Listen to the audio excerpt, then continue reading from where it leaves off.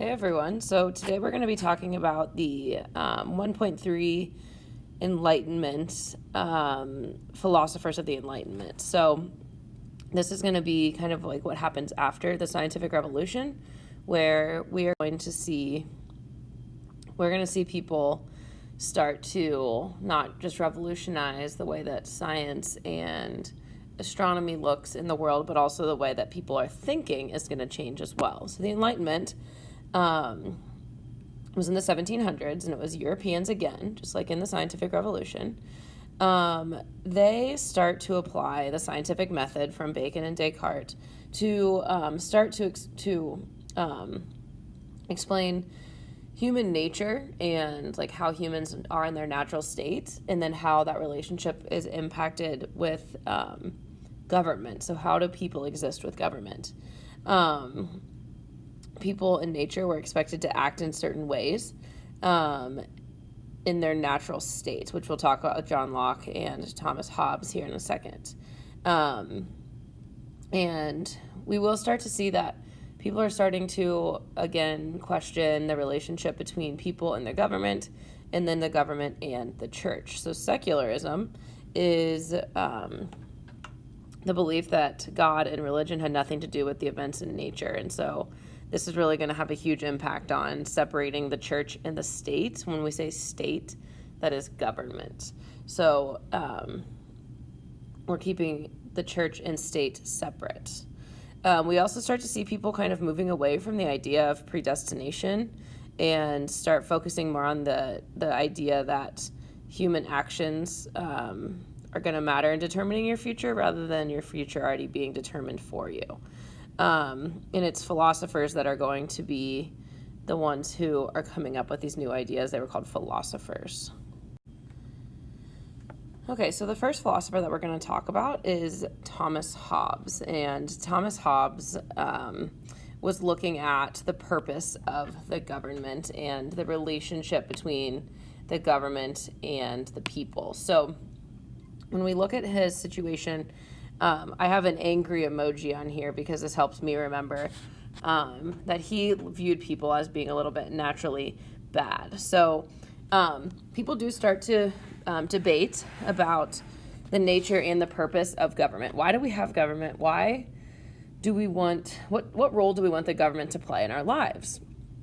So Thomas Hobbes, he believed that the first people like naturally lived in a violent state of anarchy. And basically what he means is the movie, if you've seen it, The Purge, is that if the government went away, if there were no rules, that people would go crazy, that people would use violence, that people might kill each other, if there were no laws or rules that they had to follow.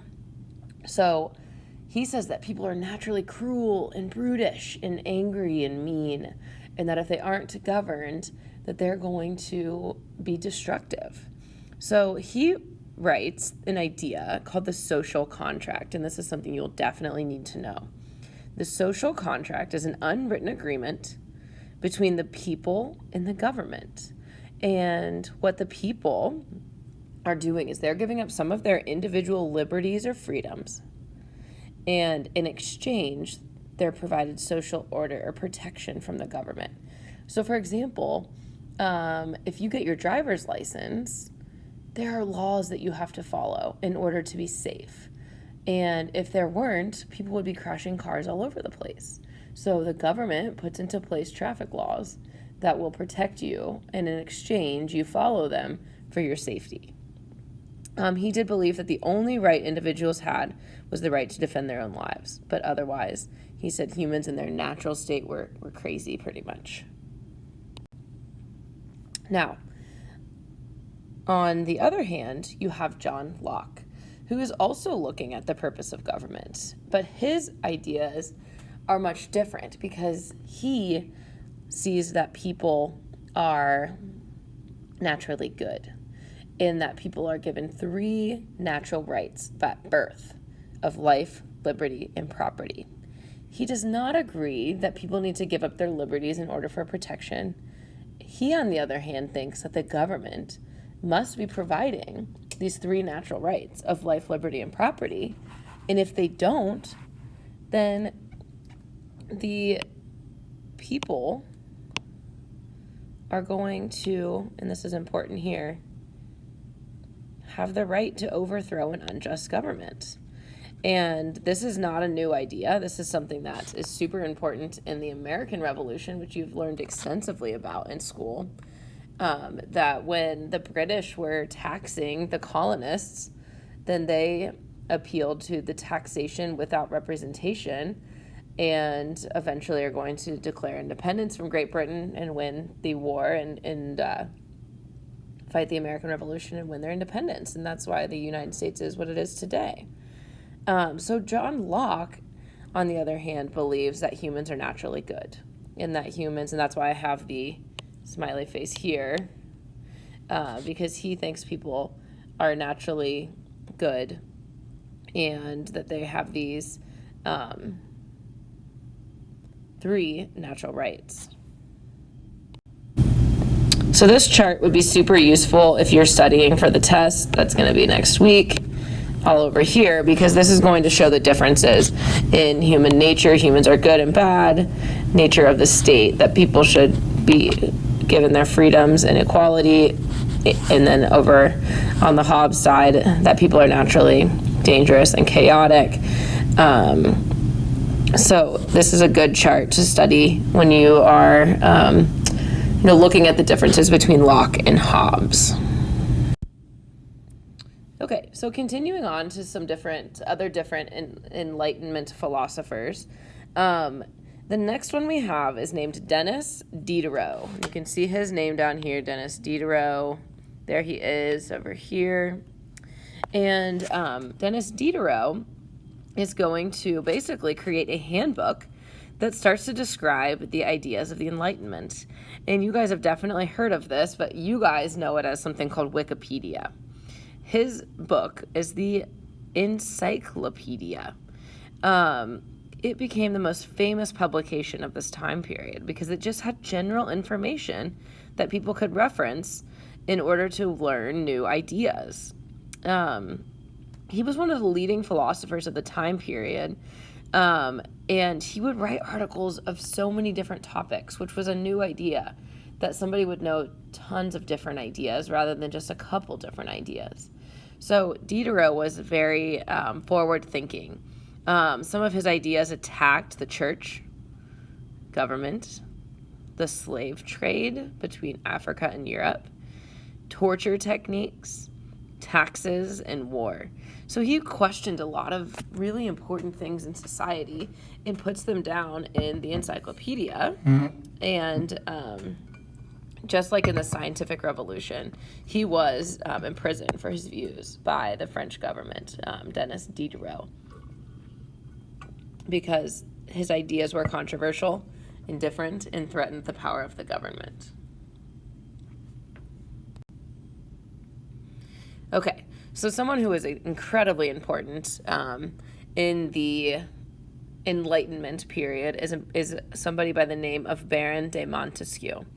And the reason that his ideas are so important is, A, he did support the ideas of John Locke rather than Thomas Hobbes, but he believed that Great Britain had the most perfect government because it wasn't an absolute monarchy where the king and queen had all the power, but Great Britain had a parliament. They had a governing body where the people were represented, and that was called a constitutional monarchy, and still is what they have today.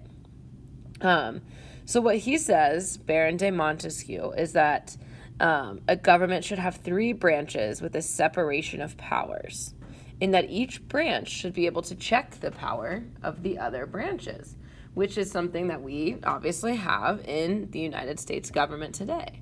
So it's just so important to know that these ideas that are in our government and our Constitution existed all the way back in the mid-1700s under people like Baron de Montesquieu. And this idea of 3 separate branches is going to be monumental in the crafting of the U.S. Constitution in 1787. So we have 3 branches, the executive, the legislative, and the judicial, and each branch can check one another in the United States government. Another philosopher who was extremely influential in the Enlightenment period is a man by the name of Voltaire. Voltaire is going to have some big ideas. He is going to speak out against the suppression of speech. He was very, very dedicated to the idea of freedom of speech, freedom of religion, freedom of thought. Basically, to sum up Voltaire's ideas, it's the First Amendment to the U.S. Constitution that we have a freedom of speech, press, petition, religion, and assembly. He was a firm believer in these individual freedoms being protected. As you can see down here in his quote, "I may disagree with what you say, but I will defend to the death your right to say it." He believed if you weren't hurting somebody or using slander or libel, then that you should have a freedom of speech. So this was an extremely important idea that obviously has been applied to many governments throughout the 17th, 18th, 19th, 20th centuries. The next person who we're going to talk about is Jean-Jacques Rousseau, which I love saying his name. He's a fun name to say, Jean-Jacques Rousseau. And so he is going to borrow the idea of Thomas Hobbes, and he writes an actual book called The Social Contract. And, he believed that people are naturally good, but they are later corrupted by their environment. So it's kind of this nature versus nurture idea. And he believed that people naturally were good until they had outside influences that would corrupt them through education and the government and whatever it is that outside force was. He did believe that people could preserve their natural state of goodness if they were allowed to choose their own government. So he has this idea of a representative democracy. That people would get to vote for their officials, their government officials. And, he believed in this idea of what's called popular sovereignty, which is the ability to create and enforce your own laws. That the government must be created and controlled by the people, which is obviously going to be a huge, huge influence on the American Revolution. And this idea of enlightened despotism, which was a system in which the absolute monarch would rule under the philosophies of the Enlightenment, he did not agree with that. He didn't think that there was absolute monarchy could exist in the same realm as a representative democracy. So last but not least, and the only female in the Enlightenment philosophers is Mary Wollstonecraft. And she writes A Vindication of the Rights of Women, which was her ideas on women's role in society. She advocated for the equality of men and women and fought for education and different work opportunities for women. She was an absolute hero for women at the time, who women typically at this time had very little voice. So for her to speak out against the women having more of a role in society was huge. She hated the idea that women were helpless and just were the housewife that just took care of the husband and the kids. She wanted women to have more of a role in society. So to kind of summarize this entire section of philosophers is that we have all these new ways of thinking. But again, it's sometimes hard for people to accept new ways of thinking. And, we'll see these Enlightenment ideas eventually applied to places like the United States, the future United States, and France later on. But for now, these were new, very innovative ideas. So thank you for listening. Make sure you fill out your guided notes on this information. And we will be going over it in class whenever you are back at Bradley. So thanks for listening.